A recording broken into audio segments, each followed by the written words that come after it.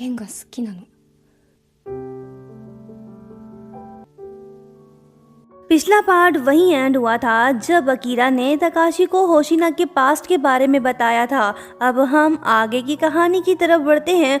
होशिना अपने दोस्तों के साथ फुल एंजॉय कर रही है। छोटू को भी बहुत मजा आ रहा है। वो आके सबसे कहता है कि चलो हाइड एंड सीक खेलते हैं। इनको ये आइडिया अच्छा लगा। सब गेम खेलने के लिए तैयार हो गए। अकीरा ने गिनती शुरू की। हर कोई छुपने की कोशिश कर रहा है। जो पकड़ा गया समझो वो हार गया। होशिना भी दौड़ पड़ी। भागते हुए ये तकाशी से टकरा गई। वो थोड़ा अनॉयड होके बोला कि तुम यहाँ क्या कर रही हो, जाओ कहीं और जाके छुपो। होशिना मजाकिया अंदाज में कहती है कि तुम क्यों नहीं चले जाते, मैं यहाँ तुमसे पहले आई हूँ, मैं तो यहीं पे छुपने वाली हूँ। Times up. दोनों ने छुपने का मौका लड़ने में गवा दिया। फिर दोनों नीचे बैठ गए ताकि अकीरा इन्हें ना देख पाए। तकाशी थोड़ा रिलैक्स होके बोलने लगा कि ये जगह तो वाकई में बहुत अच्छी है। होशिना बिना कुछ बोले बस इसे देखे जा रही है। तकाशी थोड़ा क्यूरियस होके पूछता है कि क्या हुआ, मुझे ही क्यों देख रही हो, तुम क्या चाहती हो।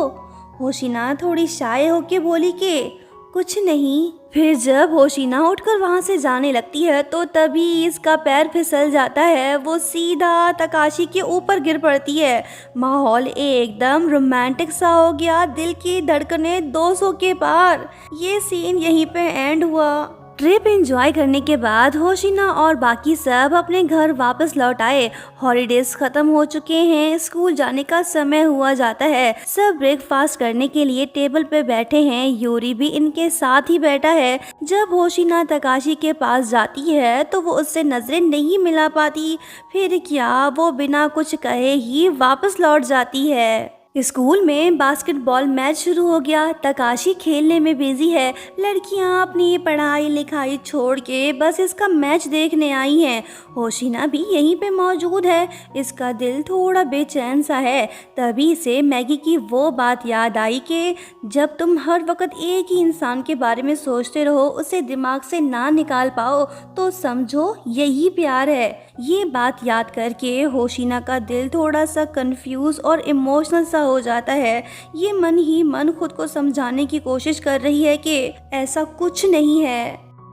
नेक्स्ट सीन में हम देखते हैं कि होशिना बर्तन धो रही है। ये थोड़ी खोई खोई सी लग रही है। इसका दिल और दिमाग कहीं और है। तभी हारू आता है और कहता है कि वॉशरूम खाली है, जाके नहा लो। होशिना उससे बोली कि ठीक है। हारू समझ जाता है कि होशिना का दिल किसी खास इंसान के ख्यालों में खोया हुआ है। वो थोड़ा इनकरेज करते हुए कहता है कि अगर तुम उससे प्यार करती हो तो फिर उसे बता दो ना। होशिना बोली कि ठीक है। हैं? ये मैंने क्या बोल दिया, ऐसा कुछ नहीं है। हारू इससे बोलता है कि साफ दिख रहा है कि तुम उसे लाइक करती हो। होशिना उसके पास आके बोली कि मैं सिर्फ बड़ी बहन बनने की कोशिश कर रही हूँ। मैं यहाँ इसलिए हूँ क्योंकि मेरे पेरेंट्स मुझ पर भरोसा करते हैं। अगर हमारा रिश्ता भाई बहन का ना रहा तो लोग क्या कहेंगे, यही ना कि हमारी फैमिली नॉर्मल नहीं। हारू अंडरस्टैंडिंग टोन में कहता है कि किसी से प्यार करना कोई गुनाह तो नहीं, वैसे भी तुम दोनों का ब्लड रिलेशनशिप नहीं, इसमें गलत ही क्या है। होशिना थोड़ी सीरियस और रिस्पॉन्सिबल होके बोली कि अभी उसके एग्जाम्स चल रहे हैं तो मैं कोई ऐसा काम नहीं करना चाहती जिससे उसकी मुश्किलें बढ़ें। अब मैं नहाने जा रही हूँ। ये बात बोल के वो चली जाती है। टाइम गुजरता है। समर से सीधा विंटर में आ गए। दिसंबर चल रहा है। होशिना और बाकी सब क्रिसमस की तैयारियों में बिजी हैं। सब काफी खुश नजर आ रहे हैं। होशिना क्रिसमस ट्री डेकोरेट कर रही है। ये थोड़ी मुश्किल में पड़ गई। इसका हाथ ऊपर तक नहीं पहुंच पा रहा। जब तकाशी ने ये देखा तो वो उसकी हेल्प करने के लिए आ गया। होशिना इससे नजरें नहीं मिला पा रही। ये बस थैंक्स बोल के वहाँ से चली गई। इसका दिल फिर से बेचैन सा हो गया। ये अपने दिल को संभालने की कोशिश करती है। नेक्स्ट सीन में हम देखते हैं कि होशिना के हाथ में फूल नहीं बल्कि गोभी के पत्ते हैं। खुद से कहने लगी कि दिल कह रहा है कि उसे अपनी फीलिंग्स बता दूं, लेकिन दिमाग कह रहा है कि मत बताओ। कुछ समझ नहीं आ रहा कि क्या करूं। ये गोभी के पत्तों के साथ हाँ की ना करने लगी, जैसे अपने दिल और दिमाग के बीच स्ट्रगल कर रही हो। तभी तकाशी भी वहीं पे आ जाता है। इसने सब कुछ सुन लिया। ये उसके पास जाके पूछता है कि ये तुम क्या कर रही हो। होशिना थोड़ी डिफेंसिव होके बोली कि कुछ नहीं, बस खाना बना रही हूँ। तकाशी समझ जाता है कि होशिना अंदर से उदास है। फिर वो लड़की का चेहरा जोर से पकड़ के पूछता है कि तुम इतनी परेशान क्यों हो, आखिर बात क्या है? ये do it don't do it का मतलब क्या है? आखिर ये माजरा क्या है, बताना पसंद करोगी? होशिना थोड़ी शाय होके बोली कि तुम्हारा इससे कोई लेना देना नहीं, मुझे तंग मत करो, मैं ठीक हूँ, अब तुम जाओ यहाँ से। तकाशी इसके आसपास रहना चाहता है, इसलिए वो कहने लगा कि अच्छा ठीक है, मैं तुम्हारी हेल्प कर देता हूँ, चलो साथ मिलकर खाना बनाते हैं। लड़की इसे मना नहीं कर पाई, दोनों साथ मिलकर काम करने लगे।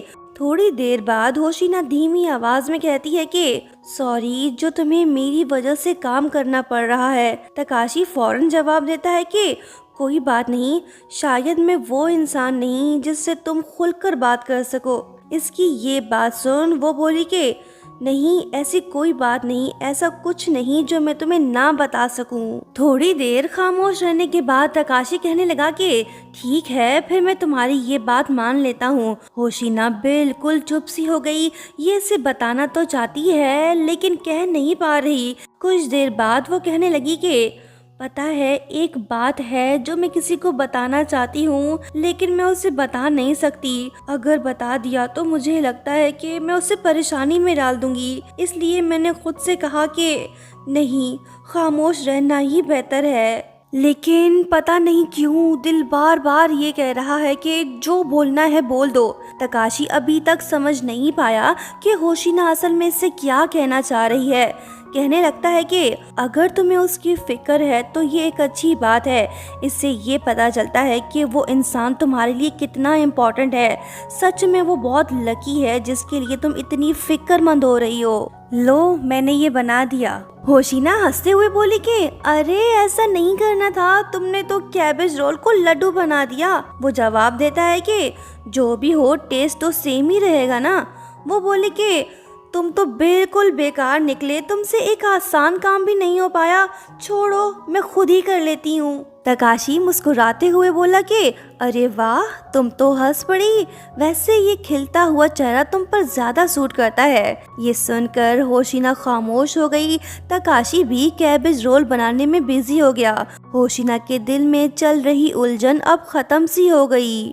आखिरकार वो डिसाइड कर ही लेती है कि अब जो भी हो सच बोल देना चाहिए। वो हिम्मत करके कहने लगी कि तकाशी, आई लाइक यू। ये बात सुनते ही लड़का बिल्कुल फ्रीज सा हो गया। उसके चेहरे के एक्सप्रेशंस बदल जाते हैं। वो कुछ कहे बगैर ही वहाँ से चला जाता है। Next day school lunch break के दौरान होशिना हारू को सब कुछ बता देती है। हारू फौरन इससे पूछने लगता है कि तो फिर उसने क्या जवाब दिया। होशिना बोली कि उसने बस इतना कहा कि उसे सोचने के लिए थोड़ा टाइम चाहिए। ये बात सुनते ही हारू खामोश हो गया। वहीं दूसरी तरफ तकाशी थोड़ा बेचैन सा है, मानो जैसे कुछ गहरा सोच रहा हो। नेक्स्ट सीन में जब होशिना कपड़े सुखा रही होती है तो तभी तकाशी उसके पास आता है। शायद इसने डिसाइड कर लिया कि इसे क्या जवाब देना है। वो नर्वस होकर कहने लगा कि उस दिन के बाद से मैं लगातार सिर्फ तुम्हारे बारे में ही सोच रहा हूँ। अब ये होशिना से क्या कहने वाला है, ये सब तो हम नेक्स्ट पार्ट में ही देख पाएंगे। दोस्तों, लाइक शेयर सब्सक्राइब और हाँ, प्यारा सा कमेंट करते हुए जाना। Thank you so much for watching. Bye bye.